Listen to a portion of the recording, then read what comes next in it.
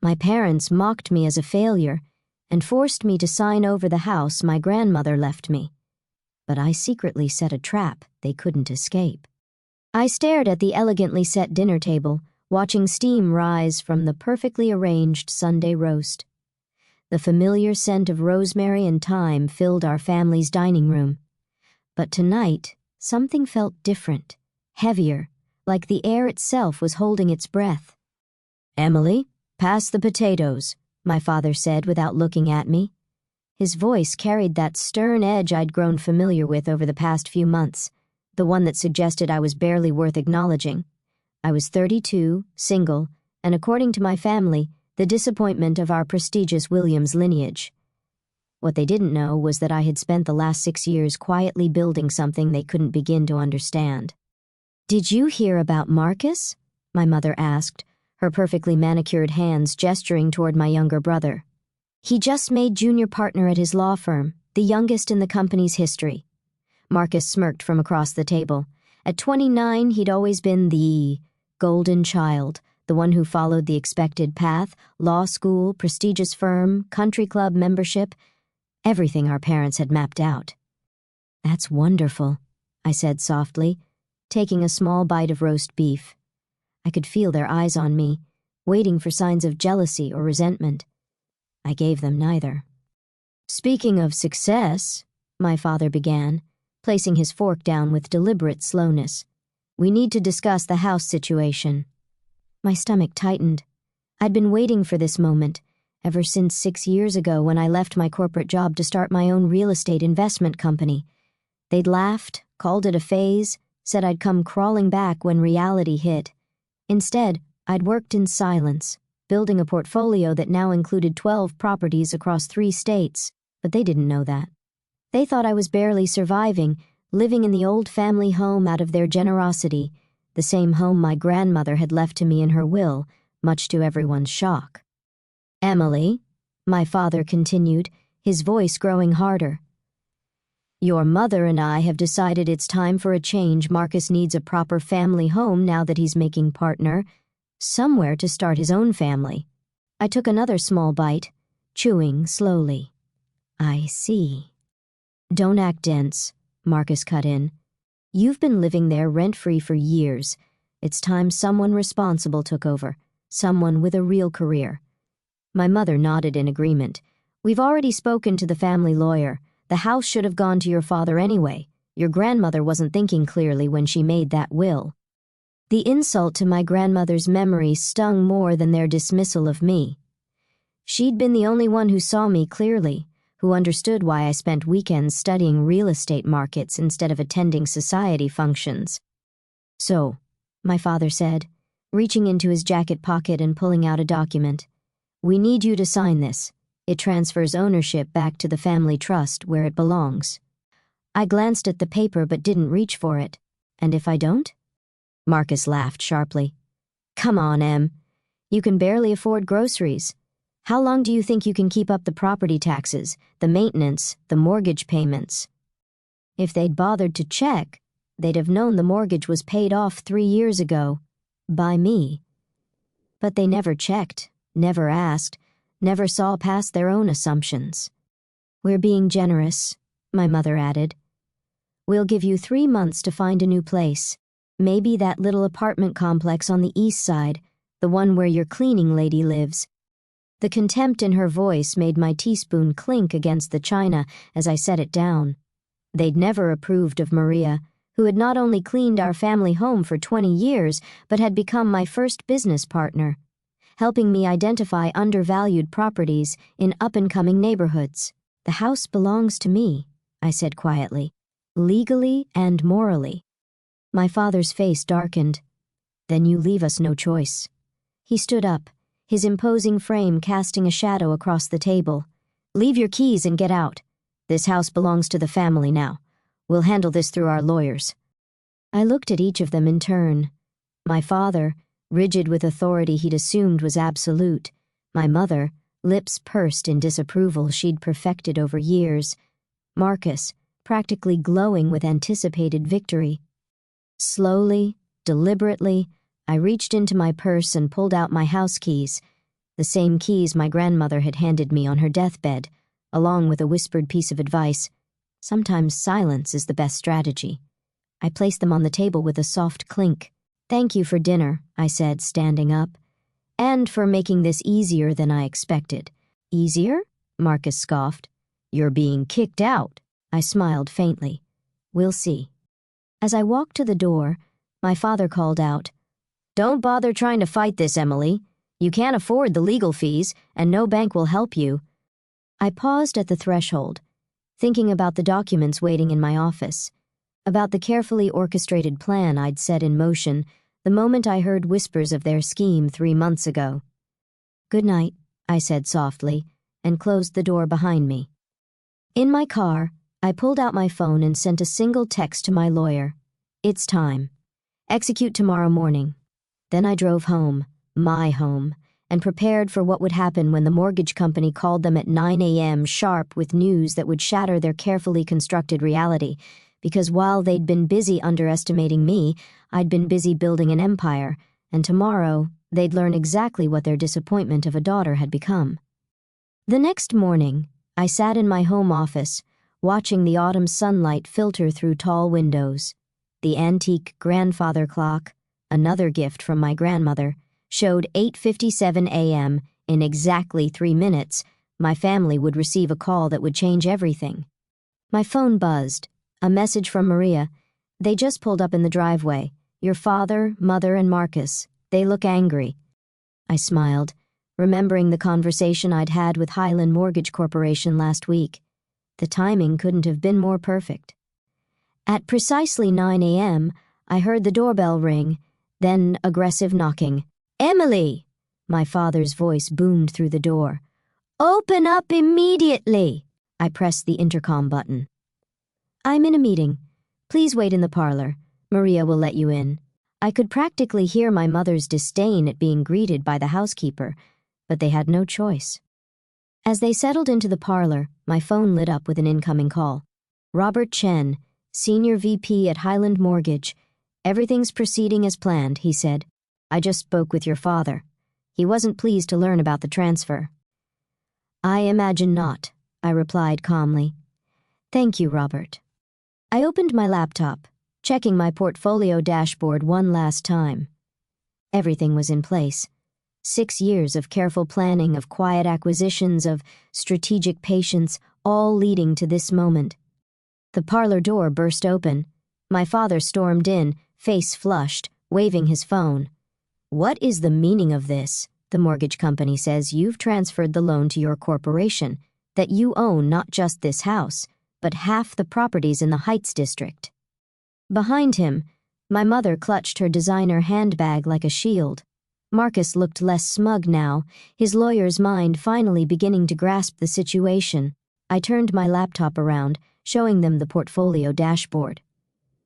"Would you like to sit down? This might take a while to explain." "Explain what?" Marcus snapped. "How you've been deceiving us." "No," I said quietly. "How you've been deceiving yourselves." I pulled up the first document, the original deed to our family home. When grandmother left me this house, you all assumed I couldn't handle it, that I'd fail. What you didn't know was that she also left me her real estate investment guidelines, her strategies, her vision.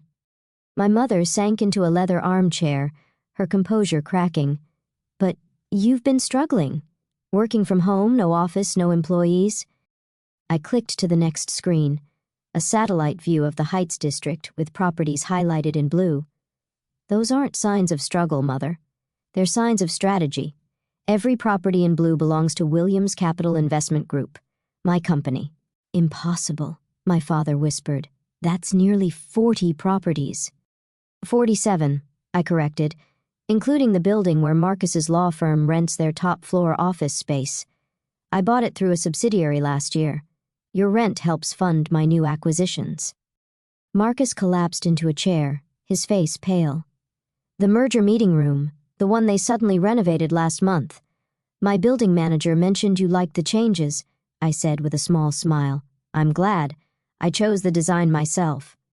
My father's hands were shaking now. The mortgage company said, They said you've paid off over $780,000. I finished for him. Yes, 3 years ago. The house has been fully owned by my corporation since then. I just let you all believe otherwise because, well, it was simpler that way. But how? My mother demanded. Where did you get the capital? I thought about the nights I'd spent studying market trends, the weekends exploring emerging neighborhoods with Maria, the relationships I'd built with local business owners and developers, all while they assumed I was failing. I started small, I explained, used my savings to buy a foreclosed duplex, renovated it with Maria's help. Yes, Mother, our housekeeper is actually my business partner and owns 15% of the company. We flipped that property for triple the investment, then leveraged it for larger purchases. I pulled up another document, my company's current valuation. The number made my mother gasp. That's more than the family trust, I supplied. Yes, significantly more. My father straightened his tie, his businessman instincts finally overriding his anger. Why tell us now? Why not sooner? Because you needed to show your true colors first, I said calmly. I wanted to see if you'd really try to take my home, the home grandmother trusted me with. And you did. I stood up, walking to the window that overlooked the garden, where I'd first dreamed of building something of my own. Now we can discuss new terms. You can continue living in the family properties, yes, I own those too, but with formal lease agreements, market rate rent, professional terms. You'd charge your own family rent? My mother asked incredulously. The same way you were ready to make me homeless. I turned back to face them. Yes. Business is business, isn't it, Father? That's what you always taught us. Marcus stood up, straightening his expensive suit.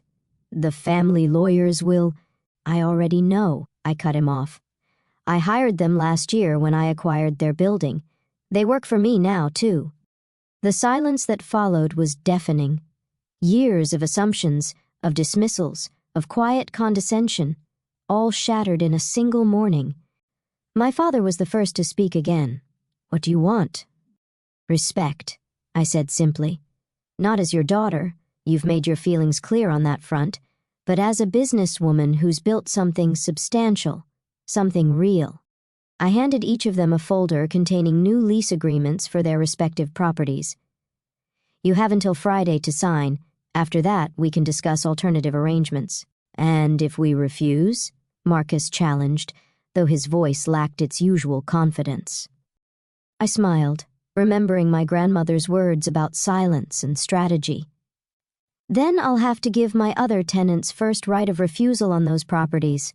I believe your law firm's competitors have been quite interested in that top-floor office space. As they left my office, folders clutched in shaking hands, I heard my mother whisper to my father, "Did you know all this time? Did you have any idea?" "No," he replied, sounding older than I'd ever heard him. "We never really looked." I sat back down at my desk, letting out a long breath. Maria appeared with a cup of tea, her special blend that had gotten me through countless late nights of planning. "They finally see you," she said, placing the cup beside me. I nodded, thinking about the long journey from that first small duplex to now. "They see the power," I corrected. "They don't see me yet, but maybe now they'll start looking." My phone buzzed with messages from other property owners in the Heights, eager to discuss acquisitions. The empire I'd built quietly was about to become very visible. But first, I had a company to run, tenants to meet, and a grandmother's legacy to honor. The family drama could wait. After all, I had all the time in the world now, and all the power, too. 1 month after the confrontation in my office, I stood at the window of my newly opened headquarters in downtown Chicago. The entire top floor of the Morrison Building, another recent acquisition, offered a panoramic view of the city I'd slowly been reshaping. My phone buzzed. A text from Marcus, "Can we talk alone?" In the weeks since the revelation, my family had processed things differently. Mother had taken to calling daily, oscillating between apologetic reminiscence and thinly veiled attempts to understand my sudden success. Father had retreated into stoic silence, signing the lease agreements without comment. But Marcus had been suspiciously quiet. "Come by the office at 2, I texted back. Sarah, my executive assistant, appeared at my door. "The Henderson Group is here for the merger discussion." I nodded, straightening my blazer. "Send them in." The meeting went smoothly. They'd been trying to acquire one of my smaller properties for months. Now they were selling their entire portfolio to me instead. Funny how quickly things change when people realize who really holds the power. At precisely 2 p.m., Marcus arrived. He looked different, less polished, more human somehow. The swagger was gone. "Nice office," he said, glancing around. "Better than my firm's." "Your firm's lease is up for renewal next month," I replied, gesturing for him to sit. "We should discuss that too." He sank into the chair across from my desk. "That's partly why I'm here. They're making cuts. The merger fell through after the clients learned about the ownership changes." I studied him carefully. And I'm being let go," he admitted. "Apparently having your landlord as an estranged sister isn't great for business." I leaned back, letting the information settle. "What do you want, Marcus?" He ran a hand through his hair, a nervous gesture I remembered from childhood. "Understanding, I guess." "How did you do it? All of it? Right under our noses?" I thought about all the family dinners I'd sat through, listening to them praise his accomplishments while dismissing mine, all the hints I'd dropped that they'd ignored. "I learned from grandmother," I said finally, "not just about real estate, but about patience, about letting people underestimate you while you build something undeniable." "She always said you were different," he murmured. "Special." "I just thought she was being kind to the failing granddaughter," I finished. "Everyone did. That was useful." I opened my laptop, pulling up a document I'd prepared weeks ago, waiting for this moment. "Your firm isn't failing because of our family drama," I told him. "It's failing because their business model is outdated, their client acquisition strategy is weak, and their market analysis is surface level at best." He blinked. "How do you know all this?" "Because I've been studying them for years, just like I study every tenant, every competitor, every potential opportunity." I turned the laptop toward him. "This is a preliminary analysis of where they're bleeding money and how to fix it." "Why show me this?" "Because I'm offering you a job," I said simply. "Not out of family obligation, but because you're smart when you're not blinded by ego. I need someone to head our legal department as we expand into new markets." The shock on his face was almost comical. "You want me to work for you?" "With me," I corrected, "as an equal partner in the legal side of the business. But understand something. This isn't about family. This is business. You'll earn your place or you'll lose it just like anyone else." He stared at the contract I placed before him. "Does Father know about this offer?" "Father doesn't make my business decisions anymore," I replied. "Neither does Mother or anyone else. That's the first lesson you'll need to learn if you accept." Marcus picked up the contract, reading it carefully. His lawyer's instincts hadn't completely abandoned him. "The salary is less than I make now," he noted.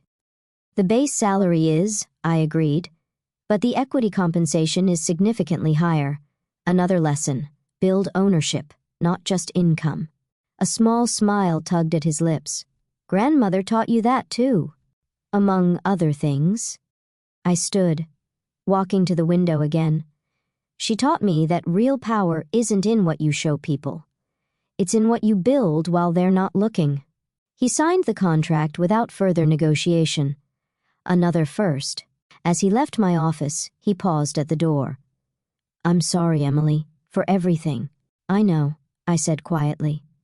"Now prove it by helping me build something even bigger." That evening, I visited grandmother's grave, placing fresh flowers beside her headstone. The autumn wind rustled through nearby trees as I sat on the small bench we'd often shared. "You were right," I said softly, "about everything. About letting them think what they wanted while I built what I needed. About patience being more powerful than pride." I told her about Marcus, about the expansion plans, about the empire that had grown from her initial lessons. I like to think she would have been proud, not just of the success, but of how I'd achieved it. My phone buzzed again. Mother asking about Sunday dinner. This time she suggested having it at my house, a small acknowledgement of the new reality. I texted back a simple, yes. Let them come. Let them sit at my table, in my home, in my success. Let them finally see what had been there all along, a woman who turned their underestimation into an empire. Because sometimes, the quietest person in the room is the one you should watch most carefully. Sometimes the child they dismiss becomes the force they can't ignore, and sometimes, just sometimes, silence isn't surrender, it's strategy. I looked up at the darkening sky, feeling the weight of everything I'd built, everything I'd become. "Thank you, grandmother," I whispered, "for teaching me the power of being underestimated." Then I walked back to my car, ready to continue building, growing, leading, not for them anymore, never again for them, but for myself and for every other person who's been told they're not enough. Because I wasn't just Emily anymore. I was the CEO of a real estate empire, the owner of half the city's prime properties, and living proof that sometimes the best revenge isn't in what you say, it's in what you build while they're not looking.